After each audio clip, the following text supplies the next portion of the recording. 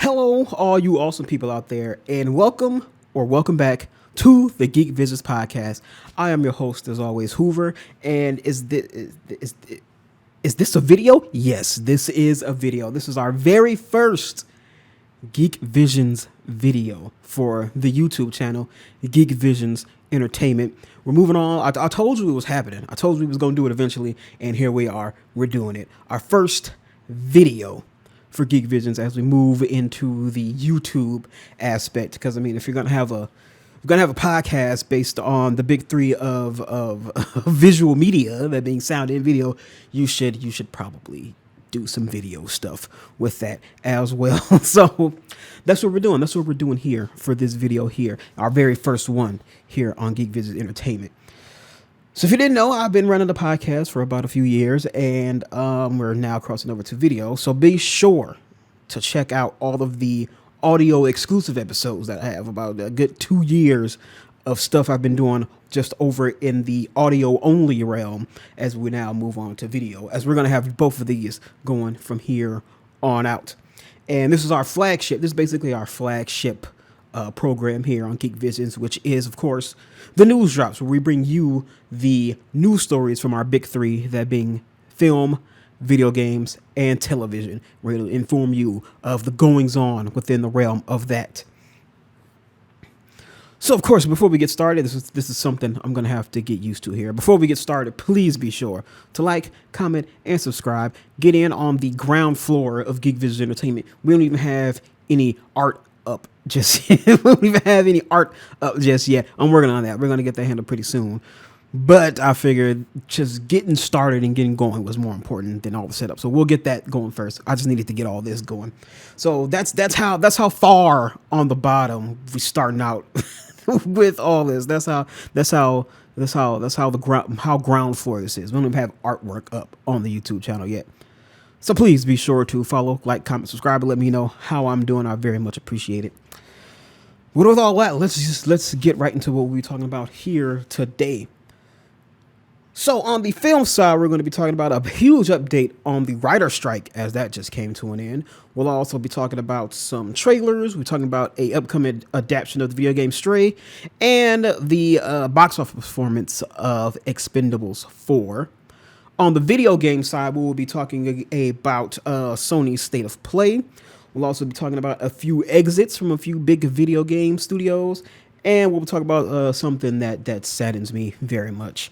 An update on game developer Volition. And then for the TV, we'll be talking about the first look at Apple TV Plus's Monarch series. A few cancellations that have happened. One that also makes me pretty sad. And of course, we'll be talking about trailers. We also got trailers for movies. I don't know if I skipped that, but we got trailers to talk about for both movies and TV. So, of course, like I mentioned, with the state of everything going on in Hollywood right now, news stories are pretty light right now.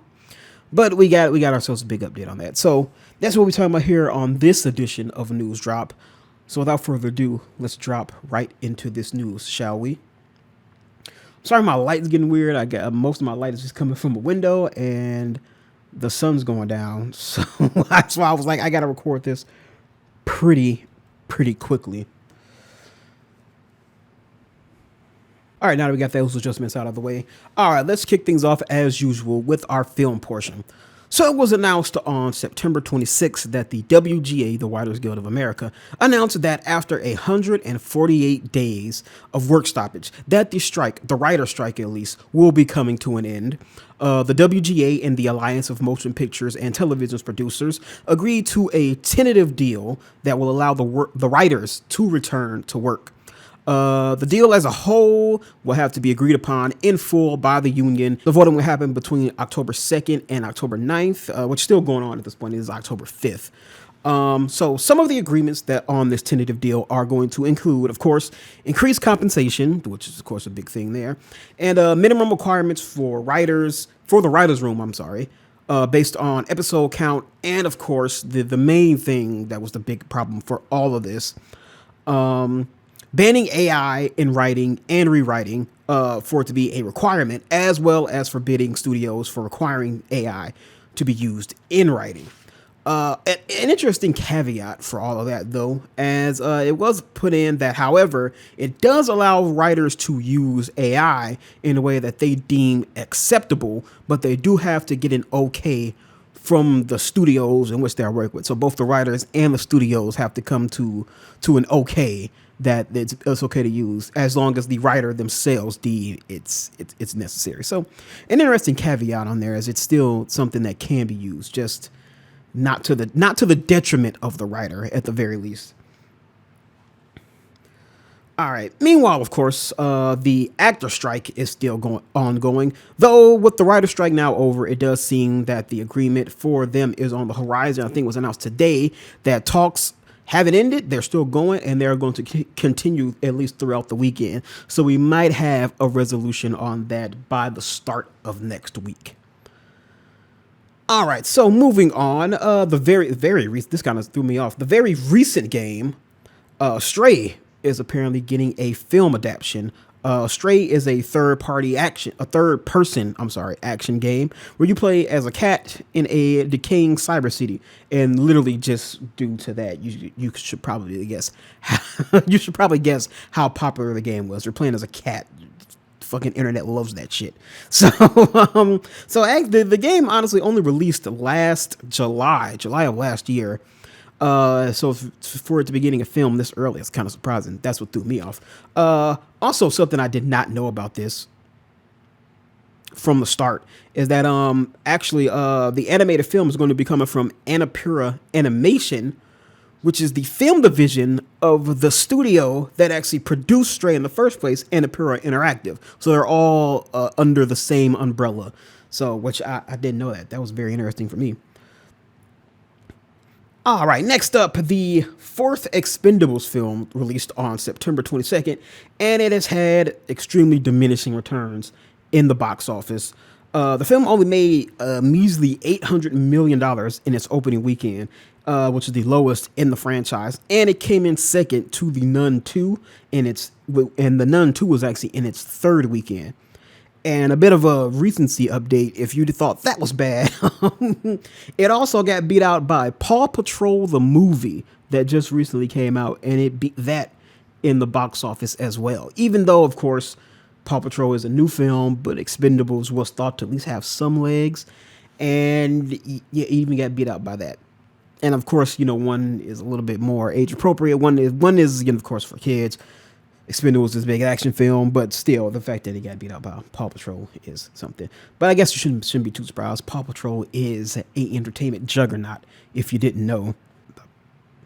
The Statham and Stallone-led franchise reportedly cost $100 million to make, and due to not having a good reviews for critics and also not having good word of mouth with audiences, seems to spell pretty bad news for the Expendables 4 here. So it doesn't seem like it's going to have the legs to make that up, which is really funny because I think literally an article came out talking with the director or the writer or something about a potential sequel, and it was an all-female led spinoff.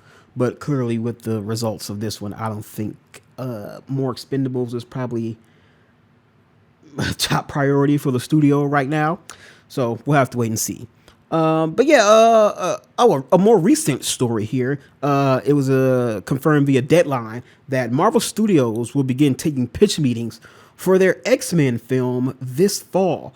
So they'll be meeting with a bunch of writers who, of course, the writers will pitch their general idea for what they would kind of do and what they would like to do writing for the X-Men movie. So they're going to do that. And then, of course, Marvel Studios will pick one, and that'll be their lead writer, and they'll get to writing the script for the X-Men movie.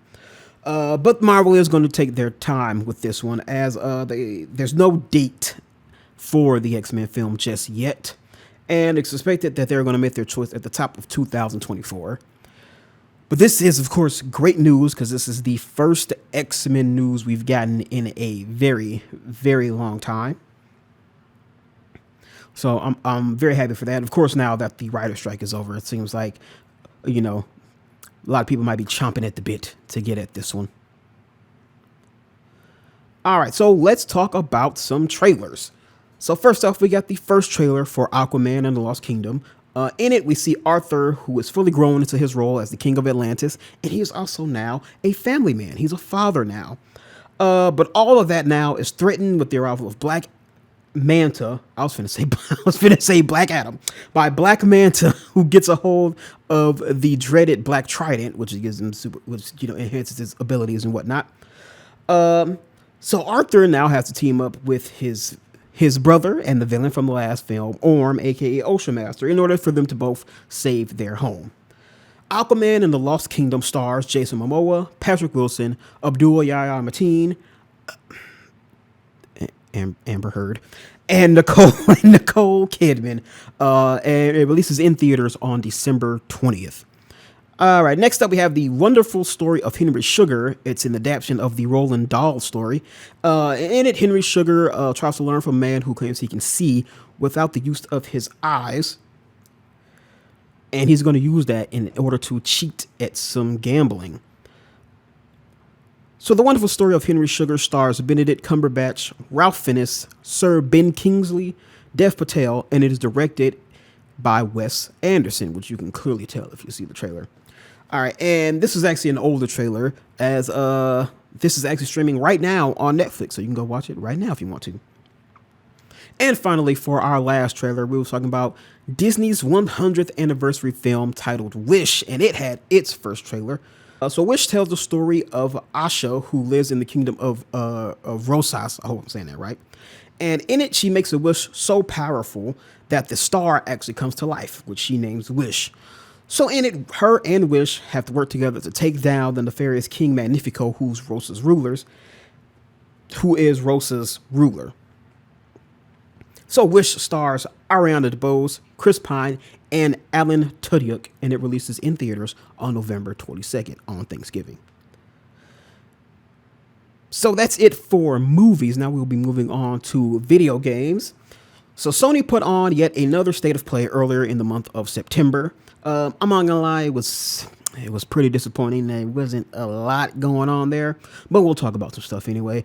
First off, Baby Steps from the creators of Getting Over It is a new game coming to PlayStation and PC next summer.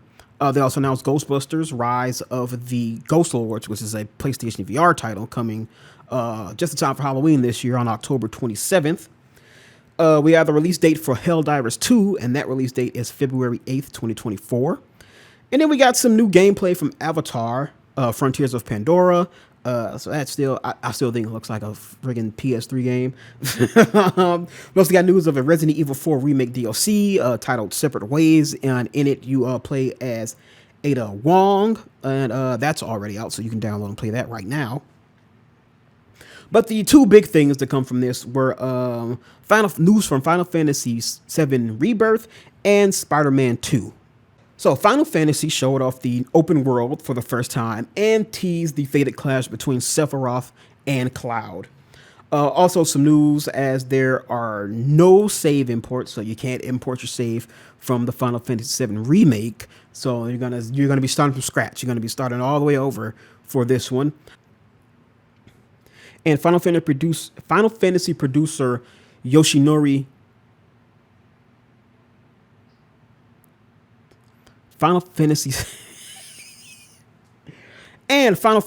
Kisate teased that we will be seeing that scene in the game, which we all know at this point. It's it's the Aerith scene.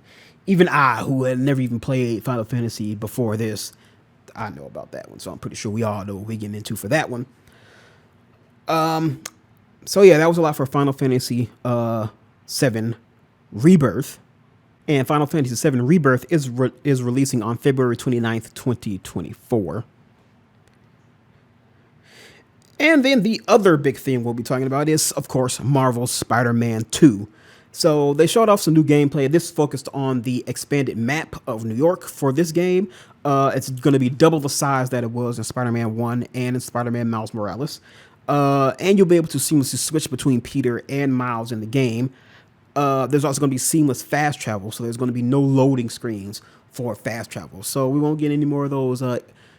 They were very entertaining, the little subway scenes we've seen for fast travel in the first two games. So yeah, but yeah, that was pretty much it for both of those. So yeah, a little bit of a letdown, I will admit, for the state of play.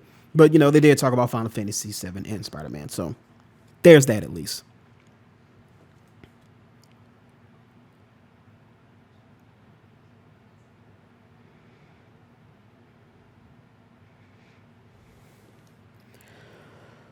All right, next up, we've got some big departures in the game world. Platinum Games director Hideki Kamiya is leaving the studio on October 12th. Kamiya has served as director on projects like Devil May Cry, Bayonetta, and Okami. He was also working on Platinum Games project Gigi, which was only just announced in 2020, but has had no news since. It was also announced that Sony Interactive Entertainment CEO Jim Ryan is also going to be departing from his position. Ryan has served SIE for nearly 30 years and has been CEO since 2019. So very short tenure as CEO there. He's known for leading the launch of the PS5, which Sony itself has claimed that is their most successful console platform to date. So Ryan is scheduled to retire on March 24th. So some big exits and retirements there in the video game world. All right, and our last video game story here is some older news that I just personally wanted to talk about this. It was announced back in early September, that video game studio Volition will be closing its doors effective immediately. Volition has been around for 30 years, which is honestly kind of a rarity in the video game, especially nowadays, that you last that long. So, but of course, they are known for the series the Red Faction series, Free Space, and of course, Saints Row. Now, let me do that first. Now, I don't think I need to talk too much about my fondness and my love for the Saints Row series. If you need to, though, I do have a Saints Row special on the it's an audio only one, but I do have one where I talk about pretty much my experience and my enjoyment with the Saints Row series that I've had for years now. But kind of talk about very quickly. I've been a fan of Saints Row pretty much since. I'm not gonna say since the launch of the first one. It was really the second one that I really kind of fell into and tried out and really enjoyed. But I did go back and play the first one. But yeah, I've been a Saints Row fan for the longest time. I remember I was so anti GTA back in the day because I was so pro Saints Row. But yeah, man, I've loved Saints Row. It's been a part of my life for years now. It's a video game franchise I can go back to so many times, especially Saints Row 2. It's one of my all-time favorite games. There's a list for that one as well that you can listen to for that one as well. But yeah, so it's really sad state of affairs that they have to close their doors. But am I very much surprised about this? Honestly, no, not really. Saints Row did started to have a diminishing, I guess you could say, reputation for the last few years. Saints Row 4, and then their little standalone expansion, Saints Row Got Out of Hell, were very, very lukewarm, I guess you could say, to the general public. And then their first game that they released that wasn't a Saints Row game was Agents of Mayhem. That one bombed. That one bombed pretty hard, pretty spectacularly. So I kind of knew once this reboot was announced, I knew it was like their last chance to really like reinstill some faith in the company to kind of, make up for all those losses that they suffered in the past few years. But of course, the game came out and it was a colossal failure. Not going to talk too much about it, but yeah, the Saints Row reboot just did not work. It did not succeed very well. So going by that logic, it was you could kind of tell that like, all right, well, things probably aren't going to go that well for Volition. But it's still very sad to see. So I'm very sad to hear, of course, all these people losing their jobs. I hope they bounce back. I hope they land on their feet. The Saints Row IP itself is now owned by Deep Silver, I believe, owns it now. So they can decide if they want to do something with Saints Row. But of course, as they just had a huge reboot for the game and it didn't work. So I don't know if it's a priority for them to really go back to it or not. Also, surprisingly, there was also like within the company, there was a small skeleton crew working on a big update for, surprisingly, Saints Row 2 on PC that they were working on, that they were going to like release after the release of the reboot. But it seems like that one isn't even going to happen now. So yeah, sad news as Volition has closed down. But that's it for our video game side. Now let's go into television, where we continue the bad news, as we got some cancellations to talk about, one of which I am super pissed about. As I mentioned, my lighting keeps changing. I've been adjusting it as much as I can, but in order to give me less work in editing, I'm just gonna say screw it and just let it rock as it rocks. All right, so HBO announced that it's canceled Winning Time, which I am super pissed about, because I really enjoyed that show.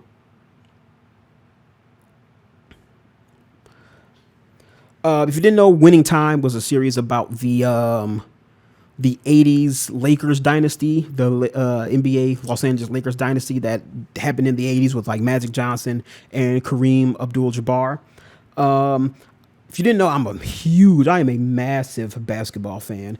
So there aren't a lot of TV shows that really incorporate basketball into them, very, like that. So I was really excited about this series, and it was a little bit of an over dramatized series. It wasn't looking to be like a historical retelling. It was very much just like a, every character in that was turned up to 11, probably not very reflective of as they were in their real life. But I always equated it to the fact that it isn't telling the story for like the characters as they were, the actual people as they were. It was more telling the story for as us, as viewers and outsiders, would view how these people would behave behind closed doors. And I just really like the series. Like, for one example, like Jerry West, who was a consultant for the Lakers at that time. He played for the Lakers back in like the 60s, where they would just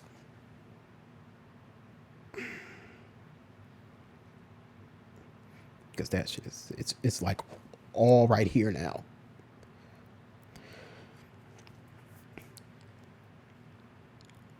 Yeah, he played for the Lakers back in like the 60s, where they will just lose to the Celtics all the time, and it just turned him into just like he was just so wound up because he failed every year and he never was able to win it. So he had like this, he was very much he had like a cutthroat mentality. Like, he knew like the downfalls of being a great player who could never win, and of course that was turned up for the show. But yeah, man, I really liked the show. Season 1 was great. I didn't really get a chance to see season 2 because I canceled my Max before season 2 came out, which I think is another reason why the show didn't make it. They say it was because of viewers, but if it's because of the writer's strike, so be it. If this is a casualty of that, so if these workers could get better conditions to work in, I'm fine with that. But if it was because of what HBO says, viewership, I definitely put that all on HBO, because like I said, they had the whole update where they changed from HBO Max to Max, and from the stuff I'm reading and stuff I'm seeing, Max has not had a smooth launch transition. Of course, I got rid of Max right before the change happened, because I'm like, I'm not gonna pay more money for streaming services that is actively taking away more programs for the platform. That makes no damn sense to me. But yeah, and of course, and then marketing might play a role in it. For some reason, I felt like the show was barely marketed for season 2. Yeah, but it really makes me sad. But yeah, so Winning Time starred John C. Reilly, Quincy Isaiah, Hadley Robinson, Jason Clarke, Solomon Hughes, Jason Segel, and Adrian Brody. And I'm super sad and super pissed that it got canceled. But moving on here, as the sunlight is about to shine directly into my eyeballs, Paramount Plus has announced that the reboot of iCarly has been canceled after 3 seasons. The reboot came in 2022 after the original series ended in 2012. The series, though, as always sucks when this stuff happens, the series ends on a cliffhanger, as a character appeared to Carly's surprise right as the show ended, after she and Freddie spoke about possibly tying the knot in the future. And some character appeared. We didn't see who it was, but it shocked Carly. So we may never know who it was. iCarly starred Miranda Cosgrove, Nathan Kress, Jaden Triplett, Lacey Mosley, and Jerry Trainer. All right, to some more positive news here. Apple TV Plus showed off the first look at the Monarch Legacy of Monster series, which is a spin-off series set in the world of Godzilla and the King Kong movies we just recently started getting. The series is going to star Kurt Russell and Wyatt Russell, as well as Anna Sewa. And it's going to pretty much follow a bunch of scientists looking into the Titans and the monsters in 2 different time periods, which is super interesting for the 2 timeline story thing, but also because, which I think is a cool and dope move. They have Kurt Russell and Wyatt Russell playing the same character, but in the 2 different time periods. Of course, Wyatt Russell plays the younger version of the character, while Kurt Russell plays the older, modern day version of the character. So I think that's a pretty cool way to do that. But yes, Monarch streams on Apple TV on November 17th. All right, so some TV updates for the writer's strike. With the writers allowed to return to work, the first thing that's going to return to TV is, of course, late night talk shows. So hosts Jimmy Fallon, Seth Meyers, did I say Jimmy? What? My camera stopped for some reason, so we'll just pick that right back up. Return to work. The first thing that is about to return back to TV is actually late night talk shows. So hosts John Oliver, Seth Meyers, Jimmy Fallon, and Jimmy Kimmel announced that each of their respective shows will be coming back to TV as soon as Monday, which I think at this point was last Monday at this point. John Oliver's last week tonight actually returned that Sunday on the 1st. So some other updates for some other late night shows. Comedy Central's The Daily Show is going to return with a string of guest hosts. That's actually going to return on October 16th as host Trevor Noah exited the show back in December. So if you are a big late night TV fan, your shows are coming back. You got something to watch at night now. Also, I have to move because the light is I'm going to be like this most of the time, so I'm going to be back here like this. Also, you can see my hand gestures now because I talk a lot with my hands. But it's just cool because we are entering the final part of our TV portion, and that is trailers. So Netflix actually gave us our first look at Scott Pilgrim Takes Off, the animated spinoff based on the comic book. And the series is going to see the entire cast of the live-action movie coming back to the series as well. And that's going to involve Michael Cera, Mary Elizabeth Winstead, Chris Evans, Brie Larson, Brandon Routh, Jason Schwartzman, Anna Kendrick, and Aubrey Plaza, just to name a few. But Scott Pilgrim Takes Off is going to stream on Netflix on November 17th. And finally, Percy Jackson and the Olympians had another teaser trailer. This one showing off a little bit more of Camp Half-Blood and the trouble that Percy is going to get himself into. But Percy Jackson and the Olympians tell the story of a 12-year-old trouble boy, Percy Jackson, as he discovers that he is a half-blood, which is a half-human, half-god, a demigod, if you will. And it finds himself in the middle of a godly conflict that revolves around Zeus's master, Bolt. So Percy Jackson and the Olympians stars Walker Scobell, Leah Jeffries, Aryan Simhardri, Adam Copland, Glenn Turman, and Lance Reddick. May he rest in peace. And it streams on Disney Plus on December 20th, which I am super hyped for because I am a massive Percy Jackson fan. You actually can't see them because they're out of focus, but these 2 little spots right there are actually both of the book collections. I think, is that the right one? No, yes, that's the one. That's the Percy Jackson and the Olympians collection, and that's the sequel series, the Heroes of Olympus series. So I'm a massive fan of Percy Jackson and the Olympians, so I'm super hyped for this show to come out. Anyway, that is it here for this episode of News Drops. I'm going to try to angle myself so the light isn't blinding me. So that is it for our first edition of our video edition of News Drop. Thank you so much for watching. Thank you so much for listening. If you're still listening into the audio-only platform. Speaking of the audio-only platform, please be sure to follow me on all the platforms. We are on Google Google platforms, Google Podcasts, Apple Podcasts, Spotify. I had a running gag where I never knew if I was on Amazon or Pandora, but I believe I'm on Amazon Podcasts, not Pandora.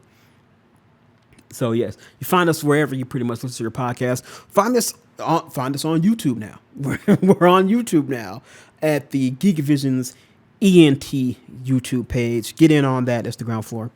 But yes, as always, thank you so much for watching. Thank you so much for listening. Thank you for taking the time out of your day in order to sit here and listen / watch me ramble on about these things I do so enjoy. Watching me struggle with the lighting. In here, as you can see, it is clearly on my face. I know this is a time window that we should try our best to avoid recording in now. But hey, that's all. This is all trial and error until we get everything set just right and set extremely well. You see my vacuum, because I didn't think I'd be sitting like this. So my vacuum handle is back there, but that's what that is. But anywho, thank you for joining me on this next exciting chapter of Geek Visions Entertainment, the Geek Visions podcast. Join so we can take this strange, weird trip together. I am still working on getting some video game walkthroughs done. I think I figured out some things that maybe we can do some reactions in the future. Maybe we can watch some trailers and I can react to those. I don't think there's anything significantly big coming out that I'm like super excited about. I don't know about that. I'm not a big reactor. I just kind of sit and watch them unless it's something I'm like extremely hyped about. So we might be pretty selective when it comes to some reaction stuff. But anywho, I'm not going to hold you too much longer.